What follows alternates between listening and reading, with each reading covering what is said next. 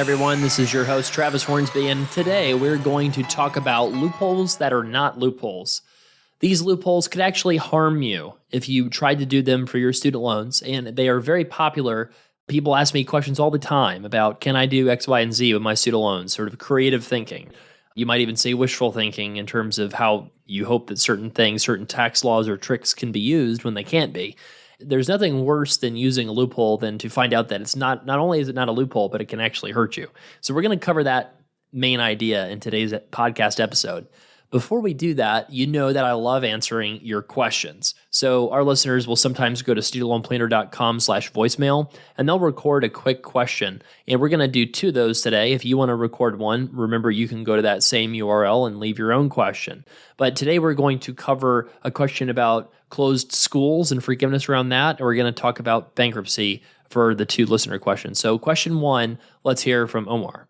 Hey, Travis. In light of Secretary Cardona giving more guidance towards student forgiveness for colleges or situations where students were harmed or defrauded, such as the ITT case in the past couple of months, I was wondering if you had any thoughts on students that attended Argos University or the Art Institute, which parent organization is the Dream Center Education, or EDMC. I was hoping you can give some guidance towards any possibility for students to seek relief, given that the executive of the organization mishandled the organization and it had to quickly shut down. I'm wondering if there's a case for students there to prove harm. And besides, many students have already sought to sue to just have some forgiveness in some way, shape, or form. So just wanted to know if you have any thoughts on that, given that Secretary Cardona has given more guidance on the subject. Thanks. Good question. So the big deal here is borrower defense to repayment. What is it? Borrower defense to repayment under the Trump administration was a completely different animal. Basically, you had to show that your education was essentially useless from the school that closed, that you were defrauded, and that you had in no way benefited from that education. You weren't able to transfer the credits. You weren't able to complete your course of study at a new institution. You were essentially, at a minimum, the same as you were off before going to the program. But, essentially you had to almost prove you're sort of destitute from the experience of going to this borrower defense or going to this fraudulent school. The borrower defense to repayment is kind of this idea that, happened because for-profit colleges tend to defraud students and tend to open up and pop up like crazy because you have federally guaranteed student loans that they take advantage of. The problem, in my opinion, with this whole thing, this whole idea, is that not-for-profit schools defraud and screw people over all the time, and for-profit schools are a big problem, don't get me wrong, but so are not-for-profit schools. And for whatever reason, this borrower defense to repayment strategy has typically only been applied to, for-profit schools or very sketchy not-for-profit schools, right? Like you don't have, your, Harvard University dental programs that are graduating people with $400,000 of student loans for a degree that pays $120,000. You might say, the borrower might say, hey, well, the school misled me in terms of how much I was going to owe. They told me I was going to owe X and I ended up owing Y. Well, that's not a legitimate claim for borrower defense to repayment. A legitimate claim is, that my school actively defrauded me. It closed down. And so there is something called closed school discharge. That's actually different from borrower defense to repayment. So closed school discharge is more of kind of like this automatic kind of thing that when your school shuts down, if you don't end up taking those credits somewhere in a way that benefits you, then that process is supposed to be a little bit more automatic. And so in the cases that they're mentioning, you have Argosy and that shut down, and then this art institutes that shut down. If you haven't received school discharge at this point, then I think that there's no harm in going ahead and submitting a borrower defense to repayment application. You can do that by going on Google and just typing in borrower defense to repayment application. You'll see a studentaid.gov link that pops up, and you can go ahead and download that PDF and fill it out and send it in. There's no real downside to doing that. And if you do happen to be included in some sort of forgiveness, then that would certainly be awesome. You just don't want to get your hopes up. In my experience, you can generally handle these loans through an income-based repayment forgiveness strategy. So set your stuff up for that and sort of expect that you're not going to get the loans forgiven.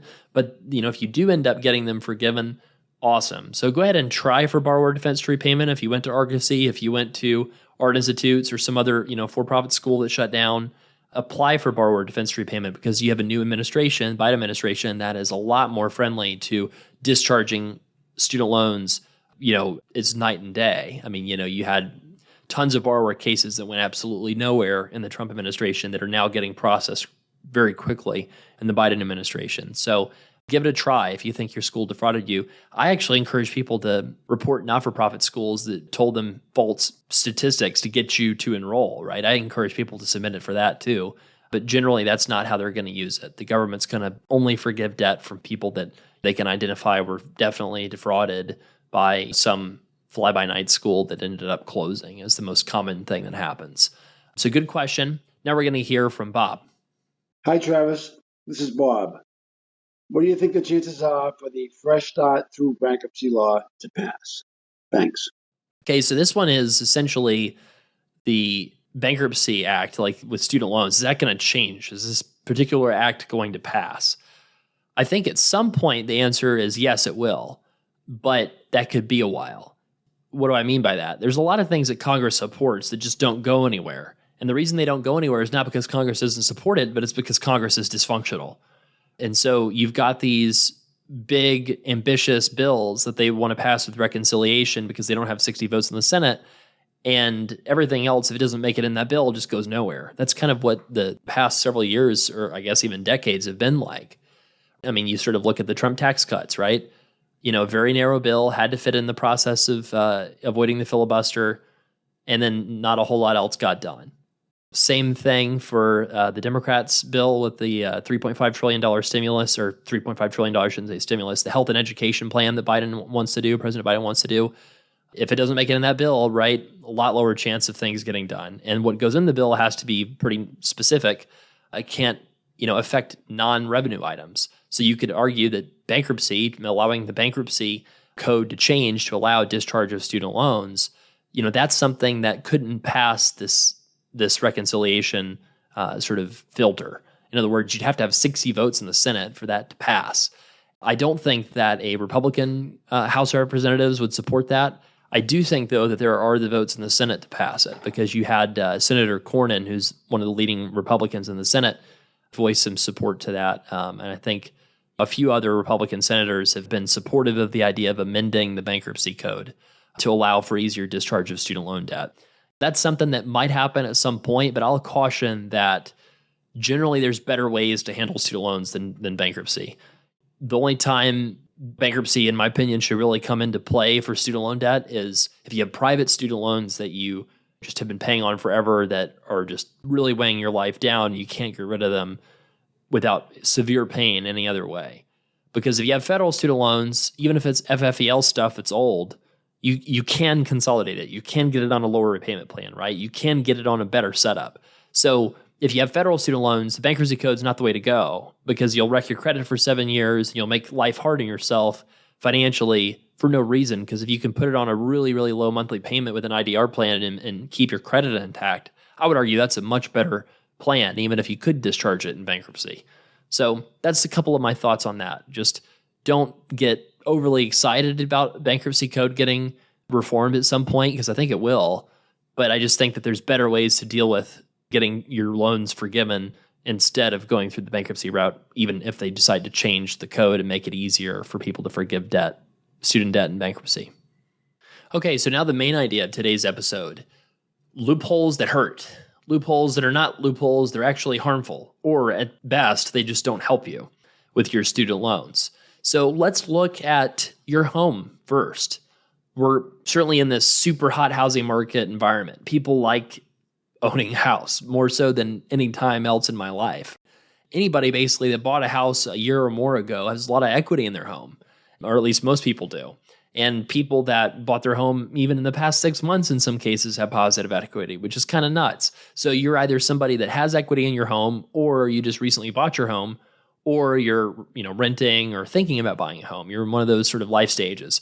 So a lot of the natural questioning that somebody might do is, okay, I've got $100,000 in student debt, but I bought my house for $400,000 and now it's worth $600,000. And so I've got all this equity in my home. Should I Can I do a cash out refinance? Can I do a home equity loan to tap that and then, deduct the interest on my tax return? Because you can deduct mortgage interest on your tax return if you itemize. So sounds like a great hack. Tap out that, home equity loan at a low interest rate, access that money to pay off your student loan, and then just basically roll your student loan up into your house. This used to be a thing. Back before 2017, I actually had a couple consults in 2016 that we recommended doing this because you could take out a certain amount of home equity money out of your home, and then you could take out that loan and you could deduct it on your taxes. And plus, the mortgage interest deduction was a lot more valuable because the standard deduction was only $6,000 instead of $12,000. So it's a lot easier to get to $6,000 of interest on your mortgage if you had below that level, of a standard deduction being lower. So that was the thing. Like SoFi even had a product where you could do this. They had a product where you could basically do a home equity loan with them or a refinance with them and then turn your non-deductible student loan interest into deductible mortgage interest. But you can't do that anymore. So now the rule is if you do a cash out refinance or a home equity loan, you have to use that money for a capital improvement project on your home to be able to deduct the interest. The original interest, like the interest on the original mortgage amount, remains deductible. But anything over and above that cannot be deducted. And there's also a limit now. No more than $750,000 is the limit on how big the mortgage can be so that you can still deduct the interest. So there's a couple of downsides that are not even related to the fact that there's no tax benefit on doing this. The main downside of that is student loans are forgiven if death or disability happens, whereas if you have a mortgage, it's not. It's not forgiven in the event of death or disability. So for example, if you have a $500,000 mortgage and you die, then your estate still owes that money. So the bank could basically repossess the house if for whatever reason your survivors couldn't afford to make payments, right? That's something that they can literally do. If you became disabled, you cannot basically say, hey, I don't have to pay my mortgage anymore. We're going to forgive the mortgage because I lost my eyesight or had lost an arm or something. I mean, it's kind of crazy, but you don't get it forgiven when that happens. Whereas with student debt, you do. So that difference in treatment of the forgiveness during cataclysmic life events, that's worth something. That's worth having that ability to have that debt forgiven in the event of death or disability. So I would say is the main downside. While there's not a big advantage of rolling your student loan up into your mortgage, I will say this. If you're thinking about buying a mortgage and you got a big down payment saved, should you take out a conventional mortgage or should you go another route? Keep this in mind. There's no limit on deducting the mortgage interest for a loan that you haven't originated yet. So what do I mean by that? So if you say you're buying a $500,000 house and you have $100,000 cash, and so you could put down $100,000, which is 20%, and the rest of that $500K house, $400K is the difference. That $400K would go on your mortgage. So you could deduct the interest on the mortgage interest from that $400K mortgage if you itemize, which means if you have enough deductions to put yourself over the $12K standard deduction amount to justify itemizing, then you could deduct that mortgage interest. If you have student loans that you're trying to pay off as well at the same time, you might say, well, is there a way to do something smart from a tax perspective when I'm buying a house, given that I have student loans? And the answer is yes, you could utilize a low or no down payment mortgage. So these come in two different kinds. One kind is the kind that the federal government subsidizes, which is I believe they're called FHA mortgages. So with this mortgage program, you put down as little as, I think it's 3.5%, and then you have to pay PMI, which is called private mortgage insurance. And that generally is an extra, 0.5% to 1% on top of your mortgage interest rate. That's a pretty helpful program that can help people that generally might not be able to buy a house, be able to afford to buy a house. The issue with that is the PMI is not going to be deductible if you're making over, I believe it's $109,000. So then that PMI part is not tax deductible.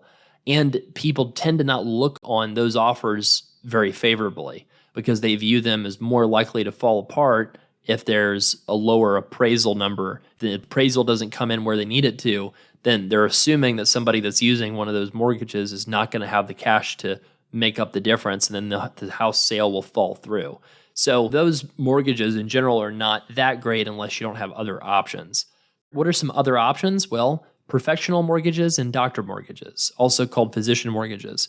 This is a program that will go away the next time we have a credit crunch, because it's just a program that you offer when banks are flush and they don't know what to do with all their capital, and they decide, let's offer this kind of a program, right? I mean, at least that's what I'm concerned might happen. Basically, the way they work is you have to open a bank account. Some banks, you just literally open like a shell account, put $50 in it. Some of them, you actually have to open an account and have a recurring contribution in it. What they do is they allow you to pay a lot less than 20% down if you fit into a certain occupational category. The most clear one is physicians and dentists. That group of people will have a lot of options where you can put down as little as 0% and get a mortgage for up to the full amount of the house that you're buying. And you get to deduct all the interest to the extent that it's below the $750K mortgage limit. So this is what we just did. We just bought a house. We bought a house in the low 700 range, and we financed it 100%. And one of the reasons we did it is because we're itemizing on our taxes, and because it's below that $750K mortgage limit, we're able to deduct all of the interest on our taxes. So our mortgage payment's about $2,800 a month just for the actual mortgage part of it. Of that, the majority of is interest is usually is what happens in the early part of owing a house mortgage for 30 years. What's interesting is once you take into account the tax deductions that you get for itemizing the mortgage interest, the payment after tax benefits are factored in is actually only $2,000. And we were just renting a 2-bedroom apartment paying about $1,800 a month. So it's kind of nuts that basically focusing on maxing out that tax benefit by taking out a lot more in mortgage debt than we could afford kind of works out pretty nicely from a tax perspective. So that's what I would suggest is if you're paying off student loan debt, take advantage of a professional or a doctor mortgage if you can qualify.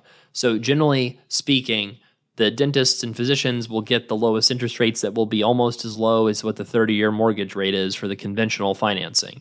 For people that are other occupations like lawyers, optometrists, veterinarians, different kinds of other kinds of professional degree holders, what you might get offered is a mortgage rate that's almost as good, but not quite. So maybe it's 3.5% instead of 3%, for example. Not all the banks will offer these programs to people outside of dentistry and medicine, but some do. And that's a pretty good program because if you can turn that into deductible mortgage interest, that's a much better plan, paying 5% down, 0% down, 10% down instead of 20%, because you'd rather have a lower amount going into your down payment so that you can have more money to pay off your student debt. Because remember, student debt is not tax deductible except for some token $2,500 student loan interest deduction that gets phased out really quickly once you start making more money. Keep that in mind. You can control how much you put down on your house. And if you're a student loan borrower, we recommend going with a lower down payment up front and to look into professional and physician mortgage options. And we have a new page for this. You can go to studentloanplanner.com/mortgage and check your state and see what programs are available in your state. So thought I'd mention that. Another loophole. We're going to keep going. These other loopholes are a little bit shorter because they might apply to fewer people, but I still thought it'd be worthwhile to cover them. This next loophole, what about rolling your student loans into your practice loan? Can you do that to get a tax deduction? So I don't know what it is, but people just are obsessed with the idea of making their student loans tax deductible. Not to say that wouldn't be awesome, it would be, but that's like probably if I sum up like what is the number one desire people have with student loans, they want to make it somehow where they can just deduct it on their taxes. It's like the number one ask I get. Some of these loopholes are variations of ideas people have had to make them deductible.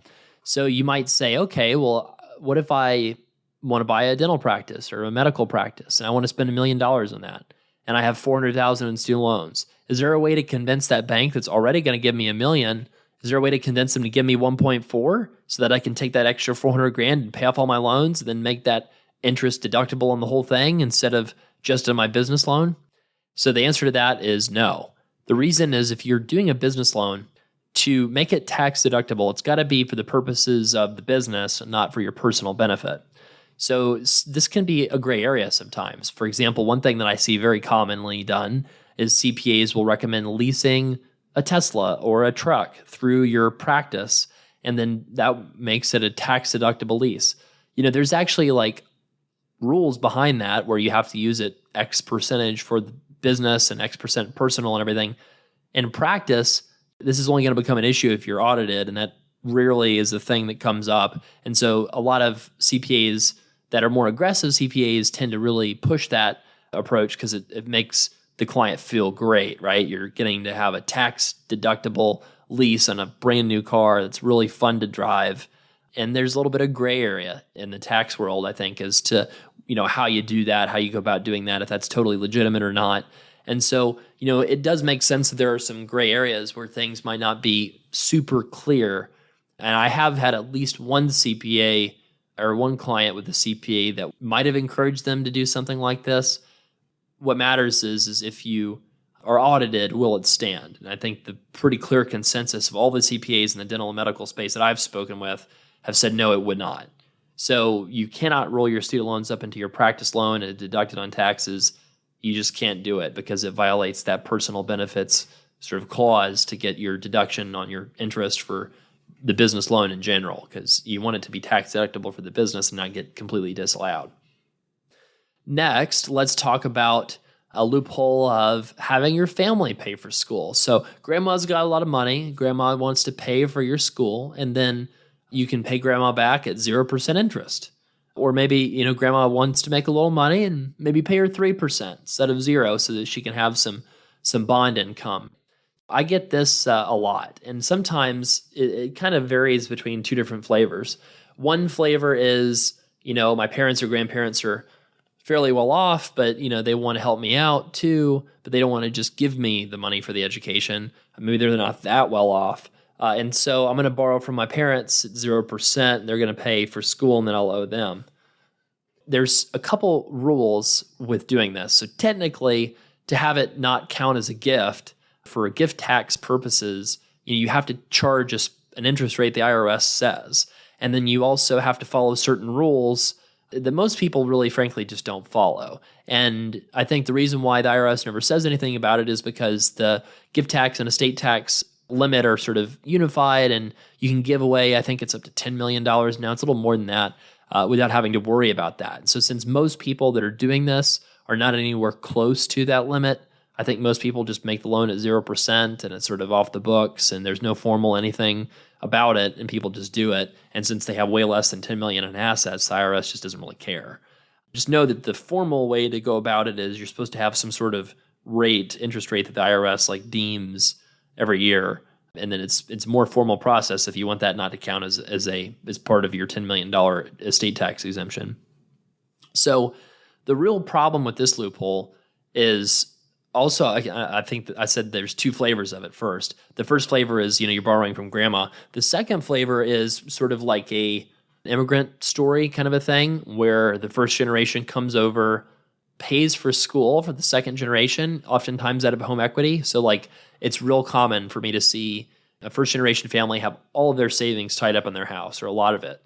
A lot of times immigrant communities are disproportionately on the coasts, and those communities have had really big run-ups in home equity, right? So think about California. Certainly see this a lot in California, in the Asian American community. You'll take out a cash-out refinance, and you'll take that money and pay for school, and then the kid pays the parents back. Regardless of what the strategy is for this, the biggest problem with this loophole is that people forget that the loans are forgivable. For example, if you're going into medicine and you're going to become a physician, and you take out a bunch of money to pay for a part of your schooling, and then you go for PSLF anyway, then all that money that your parent or relative borrowed was wasted. Totally wasted. If you do end up paying your loans back, well, maybe that's a little bit different. Think about that. Think about how PSLF is a program that forgives debt after 10 years of making income-based payments.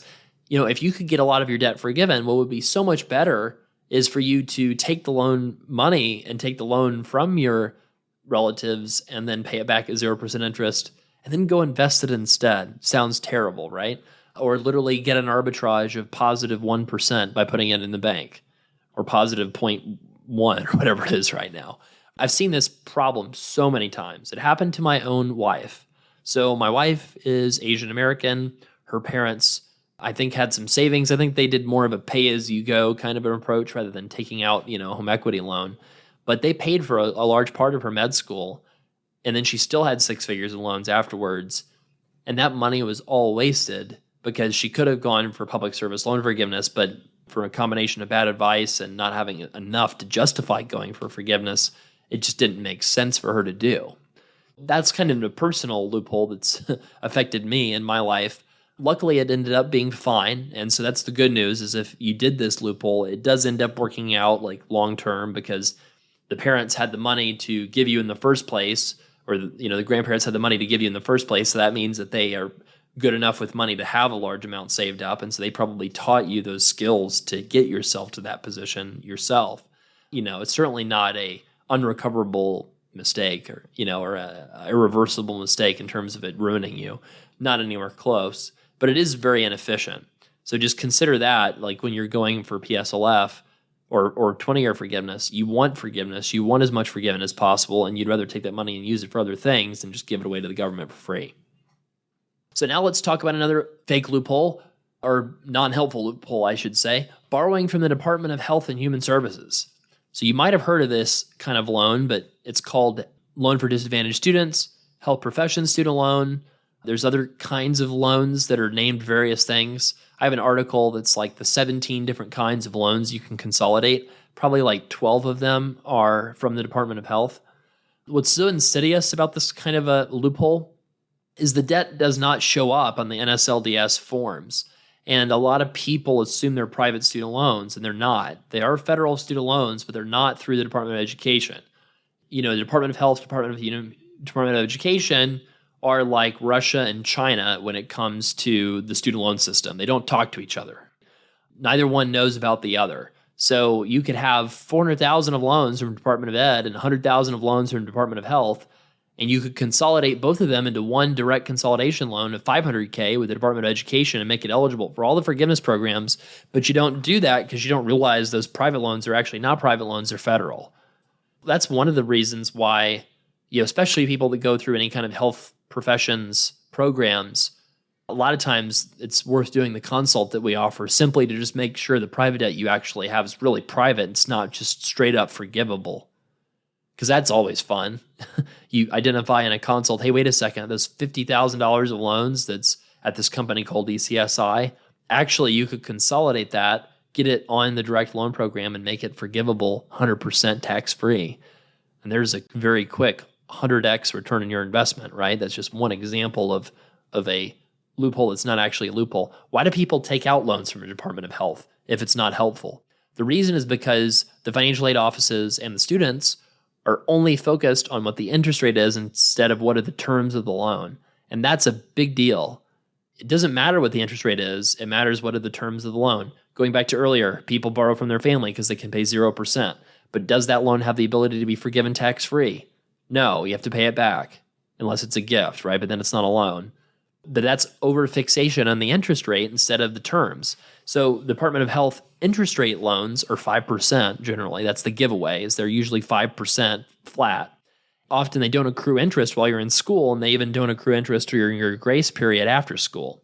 So people will see those terms, and financial aid offices will see those terms on the loans, and they'll say, wow, I would be doing a huge disservice to my students by pointing them to the Stafford and the Grad Plus programs, because instead they could take out these Department of Health loans, and instead of paying 6% interest, they'll pay 5%, and that interest won't even accrue while they're in their programs. So it sounds like a great idea, but they're not eligible for forgiveness unless you consolidate them. And generally speaking, the financial aid offices that got themselves into the position of thinking these loans were good in the first place are also not sophisticated enough to realize that they're not helpful unless you consolidate them. So it's one of those sort of catch-22 is people that are recommending them are also not recommending consolidating them after school.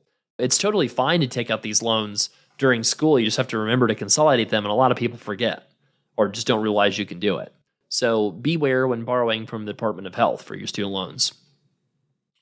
Next fake loophole is the credit card student loan repayment loophole. So you might think it's a great idea to pay your student loans with a credit card. In some rare cases, there might be a way to defend it. Some places might accept it, but all places do not. Most of them require you to do a bank ACH withdrawal because credit cards charge the merchant a 3% fee generally. If you have a student loan and you're paying your student loan with a credit card, the people accepting that are having to pay a 2.9% fee to Visa, even more if it's an American Express. And so they really wouldn't want to do that because the interest rate on the loans is probably 3 to 10%. So you're giving up 3% of that to an interchange fee with the merchant fee. No, you're not going to do that. Now, what people sometimes do is they figure out a way to get approved for a intro APR rate with a big balance limit. And then they'll go and they'll borrow all their living expenses or even tuition on that credit card, and they'll hold on to that debt for 18 months. And then they'll move it to a new balance transfer card with a new 0% APR rate for another 18 months. And they'll do that instead of borrowing from the student loan program.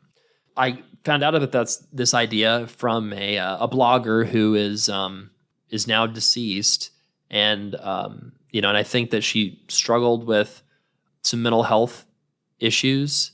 And I don't want to go into more detail than that, but it's like one of those things. It sounds like it's a great idea. It sounds like it could save you a few thousand in interest.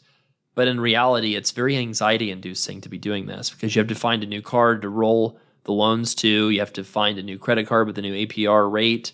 And if for some reason anything in that plan breaks down, now you're stuck with $100,000 in debt at a 25% interest rate, and you're just getting crushed. And yeah, you could get rid of the debt a lot more easily on credit cards. You just walk away from it and you wipe it away, and it affects your credit though, and then it wrecks your credit, and so that's not a good idea. So stay away from financing student loans with credit cards. It's generally a way to get burned. Next loophole that's not a great one is the marry rich loophole.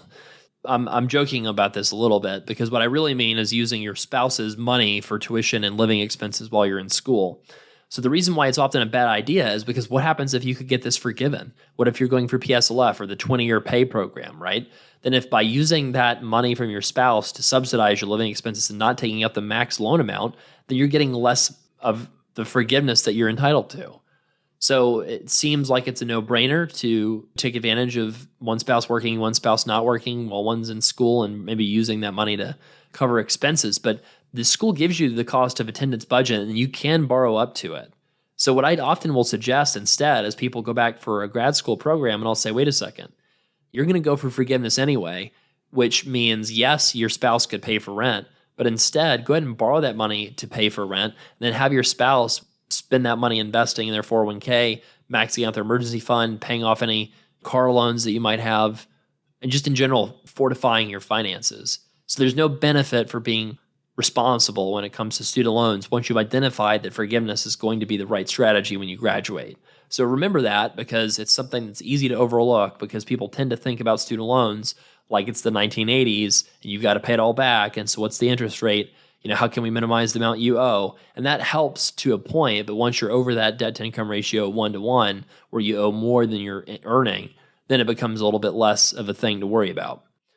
Next loophole that doesn't work as well as it can work. So this one's one I'm going to say could work well even, is going to a Caribbean medical or vet school instead of waiting for another acceptance. The danger of this is I've seen a lot of clients of ours have fantastic success going to Caribbean schools, making six figures. I even had one of my most successful clients, monetarily speaking, ever was a Caribbean med school grad who'd become a plastic surgeon making over $1 million a year. So it can work out really, really well. But the danger is a lot of times a lot of their people don't finish the degrees and get matched into programs. So for example, if you are going to a school in the Caribbean and you have the option of waiting a year or going now, if you go now, just know that you've really got to pass all your exams and you've really got to be one of the top students in the class. Because if you're not, there's a chance that you might not match into a residency program, for example. You might not pass your USMLE exams and move on in the process in school. And I've had also a lot of clients that have gone to Caribbean programs and have come out with a lot of debt, nothing to show for it because they were not able to get matched into a residency or they were not able to pass their key exams they needed to get into that process. That's kind of a big deal, but the schools are not very good about disclosing this and they don't really tell you this in some cases. that if you go, there's a chance that you might not actually be able to be a physician or a veterinarian. That's what I'm saying, why this loophole is kind of a good one, kind of not a good one. Because if you go to a Caribbean school because that's the only one you get into, and that allows you to become a physician or a veterinarian, that's wonderful, actually. That's a crazy good investment, because remember, your student loans are just an income tax, like a 10 to 15% income tax. So worst case, if you become a physician and you lose 10 to 15% of the student loans, well, hey, that was a great decision. In fact, if you were not going to make a ton of money with your bachelor's degree and you did have an aspiration of being a professional and that's the only place you got in, that'd be a great place to go, assuming that it works out where you get placement. But even if you don't, it's still just a percentage of your income. So it's kind of like a shot at giving it a try to become a physician or veterinarian. It's usually those two programs. And if it doesn't work out, you lose 10% of your income for 20 years. It's not great, but it's not life-ending. I mean, it's just an income tax is all it is, right? So it's, by definition, it's manageable. Keep that in mind if you're considering, a Caribbean program, that it can work out, but you also need to be careful about what are the schools telling you in terms of how many of them make it through to the next level. Okay, the next loophole that I've got, and the final one that I've got that seems like it'd be a great idea that doesn't really help that much, is, drum roll, working while you're still in school. Doesn't help that much. How can I make this claim? Let's say you're in school full time and you're doing a 20-hour a week job. That's $1,200 a month. It's just under $15,000 a year. So let's say you're in a physical therapy program, and let's say your $15 an hour job is some sort of high-end restaurant or retail that you're sort of doing on the weekends and on the side. Okay, so let's say you have $20K of living expenses you're needing a year, and then $30K a year for tuition. So it's $50K a year. And so how much does this $15K a year help? Say you have a 3-year program and you work 20 hours a week for 3 years to do this. So you'd borrow $35K a year instead of $50, because you're covering 15 of that from your work. So that's $105K total, add in accrued interest and fees, and this person who's working part-time would have to borrow $120,000 to $130,000 instead of around $180,000. That's a difference, right? That's a lot less to battle when you're graduated. So let's say you come out and your salary is $60,000 to $80,000 a year. Well, guess what? Your debt is significantly more than your income. It's more than 1 to 1. It's actually more than 1.5 to 1 if you think about your debt to income ratio. So what's interesting is if you worked part-time while you're in school, 20 hours a week and full-time school, which is this huge burden, probably means you don't have a ton of a social life. If you do this, you're probably going to go for forgiveness anyway in this scenario. So my question to you is, why did you bust your butt and work your tail off if it's not going to make a big difference in what strategy you're going to end up pursuing? Consider these same numbers for dental or medical school, and then you're talking about an even worse proposition of working while you're in school. Maybe you can make an argument for doing this if you're in a very low-cost graduate degree program, but why are you borrowing so much school when you're not totally focused on it because you're having other responsibilities of working a job that doesn't tie into your long-term plans that well? So my suggestion to most people is if you're going to go to school, just go ahead and go full-time and borrow from the student loan program to finance the whole thing. The only reason you should go to a graduate program is either if you think you'll really love the work when you come out that people do once they have that degree, or from a financial perspective, if you're looking at it from just money ROI, take away about 15% off of your expected earnings, once you graduated. Is that income justify you going to school for it?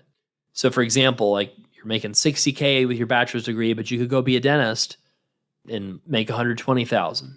Well, take $120,000 and knock off 15% of that. So knock off $18K. So you're making $102,000 net of your student loan obligation. Does it make sense to go to school for 4 years to come out and have a net income of $102,000 versus $60,000 with your bachelor's degree? Well, if you were going to go work for some random corporate place, if you didn't go into dental school, then it was super worth it to go to dental school because it's a more stable profession. You can make a good amount of money even being part-time. It's pretty flexible. You help people. You're not staring in front of a screen all day, right? So it can be a pretty rewarding thing to do. You just want to make sure that you consider that, it's essentially an income tax, the student loans, when you're going to this program so that you make a good decision. It doesn't make sense to think about, okay, well, I've going to go, I've got $500,000 in dental school debt and I've got to pay all that back. Well, then no, it doesn't make sense, because if you pay that back, it'd be like $60K factoring in the interest per year in payments. And you're going to make $120 after taxes. That's $80. And so you're going to make $20,000 a year for 10 years. So it's so interesting when you look at it from the traditional mindset about debt and then look at it from the updated IDR aware perspective of debt, and then realize that actually it still makes sense to go to grad school in almost every case compared to the alternative of not going, unless you have such a great idea for a business where you can make a bunch of money without even going to school. If people knew how the loan program worked, it would actually help low-income people in underrepresented minority communities a lot. Because you basically say, okay, I'm going to go to the cheapest undergrad degree program I could possibly find. That way I stay, relatively close to the Stafford loan limits where I could theoretically graduate without having to take out private debt. And then all I have to do is I've got my federal loans. Well, now I've got federal loans from undergrad and hopefully almost no debt elsewhere. And I've got a bachelor's degree. And once you've got that bachelor's degree, you can go to any graduate degree program in America and borrow the full amount for living expenses, tuition, eating, everything you need. You can borrow under that program for it. And remember, the worst case scenario is, as long as it's all federal loans, you're just going to lose, at worst, 15% of your income towards paying it back. And 15, what I mean by that is maybe you'll lose 10% for the student loan payment and 5% for saving for the tax bomb. That's what I mean by that. So pick any professional degree program out there and be real. Like if you go to a really fun school in a fun city, you get to be a student for 4 extra years and sort of delay adulthood a little bit. Hopefully have a couple more football seasons or a couple more camping trips or something like that. I'm not saying that it's not also really fun to work and make an income too, but when you realize how the student loan system works, there are a lot of loopholes. There are a lot of ways to take advantage. There are a lot of ways to make yourself way better off than you would have been otherwise. Even if you, for example, wanted to have kids in school or had kids already and wanted to go back, you can do that and even borrow more for your living expenses and cover the extra costs of having kids in daycare. One of the highest debt scenarios is when somebody goes to school and has kids and has to borrow for the living expenses for their kids as well, because then you can borrow even more under the Grad Plus loan program, working with financial aid to do it. So there's all kinds of loopholes out there, right? But there's a lot of them that result in either not positive outcomes or actively negative outcomes. So what I would say to avoid, just to recap here, probably avoid working while you're in school unless it's for fun. In terms of going to maybe a for-profit school or a Caribbean school because you get into that one instead of a cheaper school, but you're waiting. If you believe in yourself, it would be okay to just go ahead and go for the Caribbean school, the for-profit school. If you're at all worried about it, though, you might want to wait to make sure. When you're thinking about financing your school, don't feel like you have to marry rich. In other words, don't use your spouse's savings to pay your school unless you know you're going to have to pay it back anyway. In that case, maybe, but remember that a lot of this debt can be forgiven, and so you don't want to pay for something that could be forgiven. Don't finance your school on your credit cards because it's not that efficient, and it can cause a lot of stress and anxiety, and that's not a good thing when you're thinking about getting your degree. Avoid borrowing from the Department of Health if you can at all help it, because you have to consolidate those loans to make them eligible for forgiveness programs, and a lot of people forget to do that. Another thing to avoid is borrowing from family. Again, unless you're very clearly going to pay back all your debt anyway, in which case, fine, go ahead. But in general, a lot of times this backfires where the family ends up paying money that could have been forgiven at the expense of Uncle Sam. Instead, your parents went into deep debt for it, and now you're going to have to help subsidize their retirement. Don't roll your student loans into your practice. It's not tax deductible. Don't roll your student loans into your mortgage. It's not tax deductible, and it's not forgivable if you die or become disabled. And those are most of my loopholes this week, folks. So if you want to ask a question, studentloanplanner.com/voicemail, and reach out just in general. If you have any questions or any suggestions for podcast episodes, we love to get them. I would expect that we're going to be grasping for straws a little bit, getting really good content for you for the next 2-3 months. And then we're going to have all kinds of stuff to talk about, right? Fed loan getting fired, people having all kinds of problems with whatever the new servicer is that they choose, what's going to happen with all the restarted payments, about what kind of proof of income they're going to ask for. Oh my gosh, we're going to have a lot to talk about. Until then, I'm trying to talk about a lot of different things, maybe a little bit outside the scope of student loans, so it always could use a couple ideas. So reach out, folks, and also We're still doing a lot of plans right now, which continues to amaze me just because payments and interest have been paused for I don't know, it feels like since Michael Jordan was playing basketball at this point. So it's amazing that people are still booking a lot of plans, but they are. And I think in part that's a smoothing effect of people realizing that things are going to be nuts in January when everybody's asking for help at once. So getting a long-term strategy has nothing to do with the payment pause. So if you do need a plan, now is a great time to book one because you're going to get a lot of our attention because we're more available than we will be in January. Think about that when you're deciding about when to get your plan if you're trying to think of the right time. Thank you, everybody, for listening, and have a wonderful week.